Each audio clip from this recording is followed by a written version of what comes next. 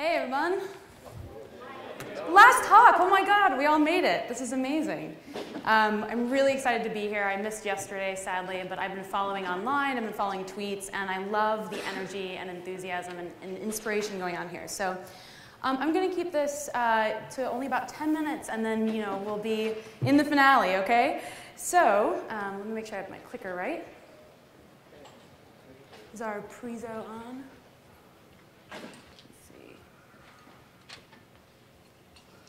Oh my gosh, my presentation, awesome. All right, here we go. Okay, so I am Kathryn from Meetup. It's the world's largest network of groups that meet face-to-face. So I am not a govie, but I do work every day with people changing their communities. I just want to start by introducing you to myself and Meetup's mission. So this is from my high school graduation, probably one of the happier days of my life. I was your typical fresh-faced, impassioned youth. I knew, I had this phrase in my head, I'm going to change things. And then in college, I tried a bunch of different ways to figure out what exactly it was that I wanted to change and how to go about doing that. But by the time I was in my early 20s, the world still felt sort of the same to me.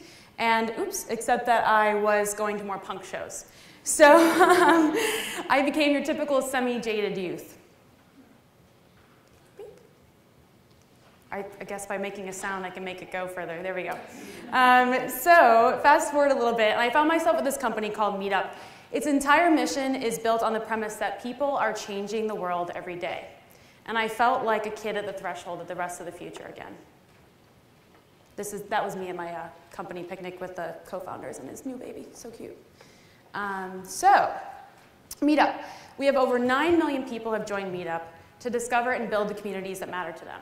And this is topics ranging from running to fatherhood to teaching each other how to play an instrument. On average, one of these meetups is happening in the world every 13 seconds. And to get us in the spirit of things, here are just a few meetups happening today. So when people meet up, they support each other's businesses. They go on adventures together. They share agile development practices. This is from a group in Singapore. They build mobile apps together. They connect with their local chamber of commerce. They ride motorcycles together. I have to find one of those groups soon.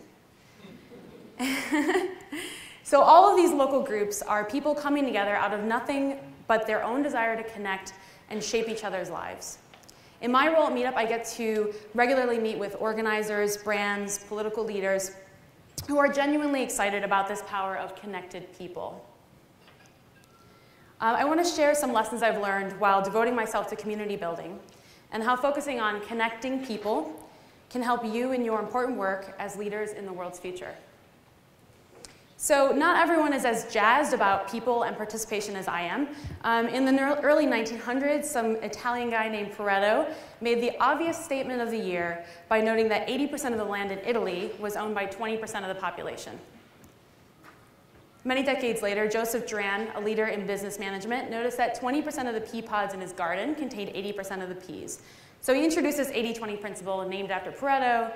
And the 80-20 principle says that roughly 80% of the effects in any event come from 20% of the causes, or people. This is also summarized oh so charmingly as the vital few and the trivial many. Super optimistic. In the online world, there's a similar idea. It's called the 1% rule. The 1% rule says that for every 100 members of your website, 90 people will just kind of hang out on it, 10 will contribute, even minimally, and 1 of those 100 members will contribute regularly. You're probably already familiar with these ideas, and whether you call it the Pareto rule or the 1% rule or participation inequality, it's a tough idea to accept. How is it that we have so many permutations of the same sad premise that people are either trivial or passive? I think there are 2 key things at work here. It's very easy to think, I as a citizen, I as a member of an organization, I as myself going about my day-to-day life, I don't have the power to make change. It sometimes feels like only 1% of the population is making decisions for the rest of us. Something else is going on here too, I think, perception of narrative. In most cases, people are not invited to be part of the story.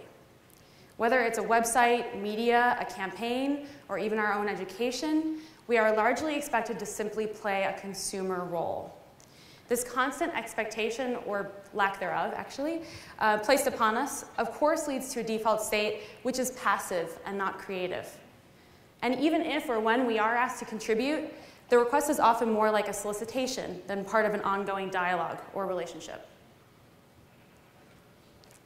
And yet, every successful people-powered movement in history has been successful precisely because they operated against those rules.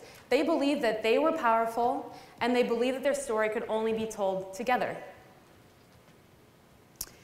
This dreamboat here is Marshall Gans, a big fan. I'm sure all of you know him, theorist on community activism. He often returns to the question of, in his words, why stories matter. And I've actually been hearing that, a similar theme from everyone today. Central to his thinking is that social narratives only develop out of a particular kind of alchemy. Okay, first a person shifts from the story of the self, or the individual, to the story of us. Only when a group of people are committed to the shared story can they then positively impact the world around them. I imagine that many of you are in your roles today because you believe in the ability of us to affect change. Gans is actually particularly interested in grassroots social movements. For current examples, we can look at the Arab Spring or even the Tea Party. Very disparate phenomena, yes, and yet there are some similarities that are somewhat interesting. Neither have a centralized leader or organizing power. In fact, both movements take pride in the fact that they are decentralized. Few. This amorphous they are actually inspiring other theys to crop up.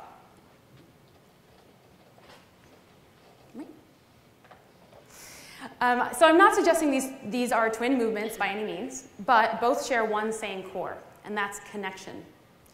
Now, there's actually a little known fact about the Meetup platform. Meetup is actually a widely used tool of the Tea Party movement.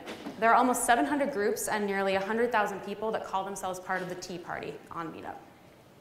Despite having developed their own distinct identities and goals at a local level, they are all driven by their shared narrative. The undeniable presence of the Tea Party, whether you loathe it or love it, emerged not out of a vital few with a megaphone, but the roar of many together. Social change driven by communities of people not only happens at this massive scale, but at the neighborhood level as well. Meetup groups provide an important way for people to find their kin and strengthen local bonds. But even groups that don't consider themselves advocacy or activist groups impact their towns in really surprising ways. Was that my shepherd's cue? Should I get the hook and go off? No? Okay. Cool, because I can't dance.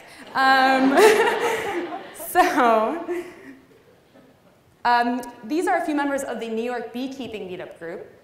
They assisted the Beekeeping Association and Just Food, another organization, to push the city to finally legalize urban beekeeping. Yay, I can finally have my apiary.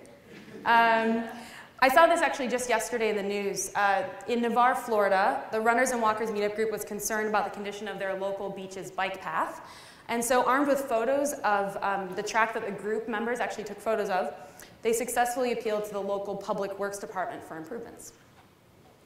And there are actually even meetup groups that eventually become 501c3 nonprofits.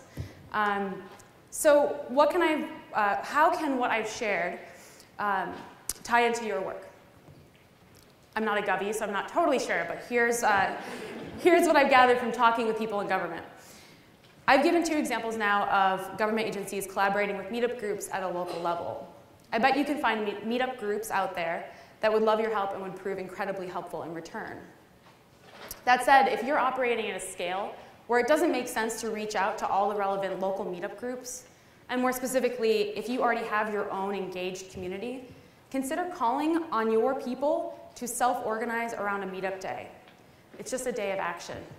Mashable, Etsy, Foursquare, and Oprah, those are just some of the organizations who have enabled thousands of their followers to DIY their own meetups using our open and free Meetup Everywhere platform. Even the First Lady's Let's Move campaign experimented with it. Oops. I spend the majority of my time collaborating with organizations using Meetup Everywhere to mobilize their community. If you want to find out more, you can get in touch with me, or you can or go to meetup.com/everywhere, or we're on the apps.gov site. But enough on that for now. So I've been framing this presentation in the context of Meetup, but I honestly don't care if you leverage Meetup groups or Meetup Everywhere or something completely un-Meetup related. I only care that you have a genuine drive to empower people instead of trying to harness people. So let me go back to that slightly wider lens. A lot of folks have done a whole lot of thinking about how government agencies can communicate with and activate citizens, right?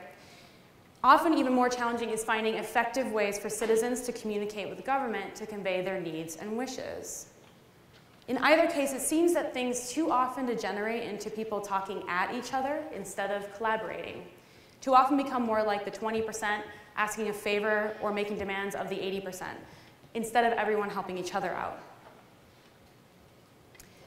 Even if the end goal is designed to benefit the people you're working with, if everyone doesn't already feel connected before there's even that need for action, we're missing a huge opportunity.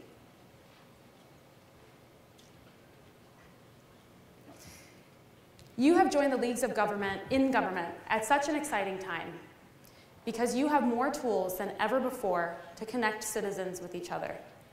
Whether it's helping to make those connections happen, or even better, leveraging and supporting the existing communities that already exist.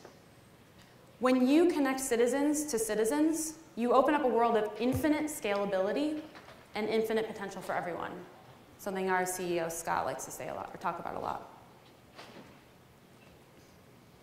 There's already incredible and inspiring work being done by people in government. I get the chance to talk to a lot of these people who not only get it, but want to get it done. Steve and the team at GovLoop obviously get the value of connecting people. It's why we're all here today. And what I'm most excited about is what you're going to do and what you're currently working on. So I don't work in government, but from what I've gathered, some of you might feel like you're a part of that trivial many at times. But to me and the other speakers at the summit, and to people who don't even know you yet and the work you're doing, you are the vital few. And it seems like there are some awesome questions ahead of you, right? How are you connecting people? How are you using your position of service to build the people's narrative with them? And let's just think about this outside the equation of citizens and government. How about what is the shared narrative you and your specific agency are part of? Something that people have talked about today throughout the different speeches. How are you going to stay connected to each other? And how are you going to connect with other govies? Not just within your own agency, but outside your agency. How will you power each other's work? Think about it this way. I'm sure you've been speaking with lots of people you did not know before today or yesterday.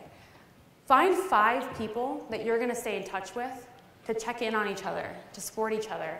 Get together in a month, get together in 6 months, get together in a year. So later in life, Duran amended that whole 80-20 principle thing. Instead of talking about the vital few and the trivial many, he gave it the unglamorous upgrade to the vital few and the useful many. As a US citizen myself, who has no hope of getting in government work, I sort of glossed over the whole undergrad jaded phase of my life, so just take my word for it, the government would never have me. Please, let me take this chance to appeal to you. Don't think of the vital few and the trivial many, or even the vital few and the useful many. Think of the vital few and the vital many. Because everyone is vital when everyone is connected, and this is more possible now than ever before. Thanks, guys.